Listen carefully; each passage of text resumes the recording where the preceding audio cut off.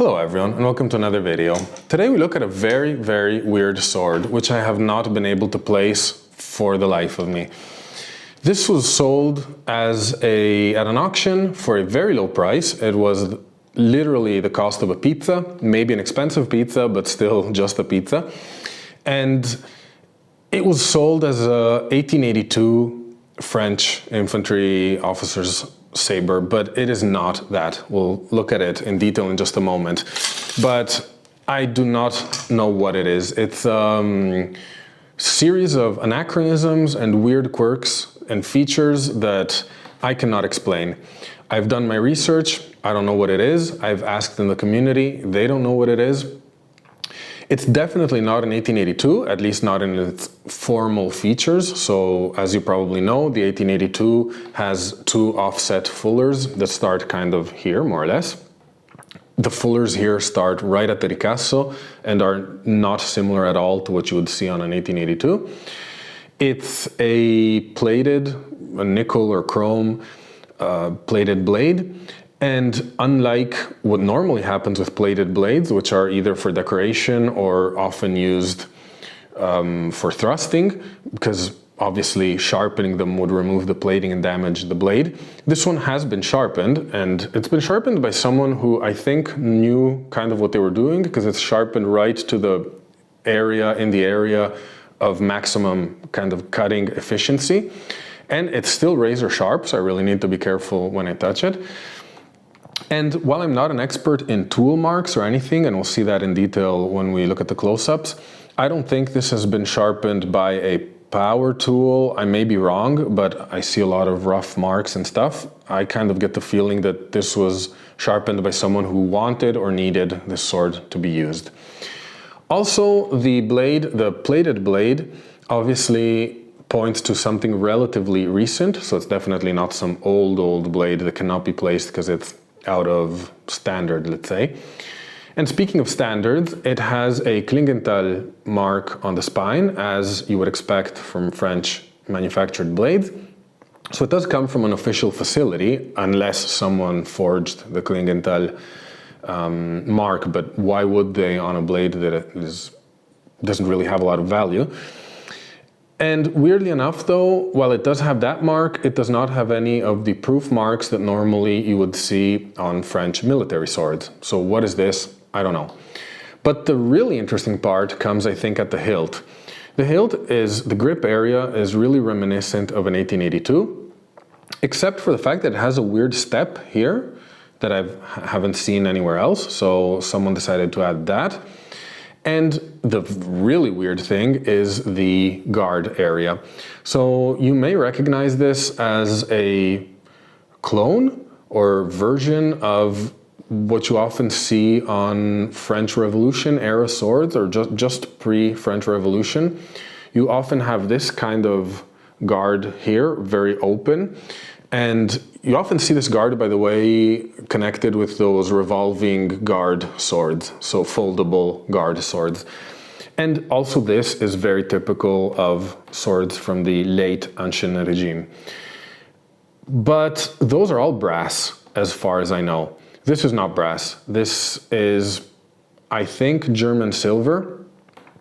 It doesn't look like steel, but I don't have X-ray eyes, so I can't really tell. But I think this may be a modern, at the time, so sometime in the late 19th century, reproduction of a old-fashioned guard. But why on earth would someone do that? I don't know. So while there was a revival of older swords, like people chose to use the hilts of the 1845, for instance, I've never heard of someone having a French Revolution style hilt manufactured just for their own private sword. So I don't know about that. And so yeah, so this leaves me very stumped. Is this a sword that was just designed by a very creative and out-of-the-box officer? Is it a Franken sword of different elements just cobbled together at some point by a collector, perhaps? Or is it some weird prototype blade or something that doesn't really have a lot of other versions of it around? I don't know. And I hope by watching this video, some of you may have more insights for me and the rest of the viewers, and maybe we'll be able to figure out what this sword actually is. But let's look at its specs in detail. Okay, and here we are. Let's take a look at the details of this sword. First thing I want to show you is the scabbard. It's a fairly simple scabbard. So it's a steel scabbard with one suspension ring. You can see there's leftover of some kind of glue or something. So this was probably hanging on some display, or yeah, I don't know what was up with it. But yeah, fairly plain scabbard with a few bends and nicks, especially here towards the end. It's not in the most amazing shape. And there's the residue of paint that we've seen already in some other swords and past swords, which were all from the same lot. So whoever owned these swords was dripping paint on them and hanging them with some weird semi-solid glue. So I don't know what's up with that. But if any of you recognizes the style of the scabbard, that could already give us some clues. I will be cleaning the scabbard too, because lots of times they hide markings and yeah, inscriptions. So I'm hoping something will pop out from the scabbard. But I think the most important, the most interesting thing is the sword itself. So let's start taking a look at the blade. You can see it's, yeah, as I mentioned, plated very well. You can see finger marks and everything. Here it's been damaged, although it's not rough or scratched or scuffed. So I hope with a little bit of polish work that is going to look nice and decent again. We can see the inscription on the spine. So there's a clear Klingenthal there. And then there's what I think is a culot in Klingenthal. So I still have to figure out the dating of this style of inscription. I don't remember it exactly, to be honest. I looked it up, but it looks to me like a culot Klingenthal. But as I mentioned, no dates or no proof marks or anything, unless there's something under this massive leather ring. This washer is unlike any washer I've ever seen. It's almost, I think, if I'm not mistaken, like 3 millimeters or something. It's super, super thick. So why was that done? I have no idea. But if we look at the rest of the blade, we have this fuller that starts right away, so right at the ricasso, and moves up the blade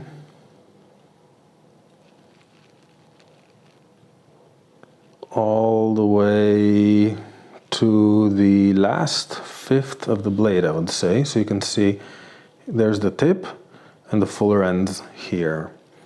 And when I was talking before of the blade being sharpened, you can see the really coarse and rough sharpening work. So I don't want to conclusively say it wasn't done by a power tool. It very well may have been. But to me, you can see marks. Let me see if I can get it in focus. Yeah, you can see some coarse marks. This to me looks more like file work than a grinder. I think that would be a bit more consistent across the blade instead, but who knows? If you guys know, let me know. But this is sharp. This is like razor sharp. Well, razor sharp for being an old sword, of course. It's sharpened even on the false edge.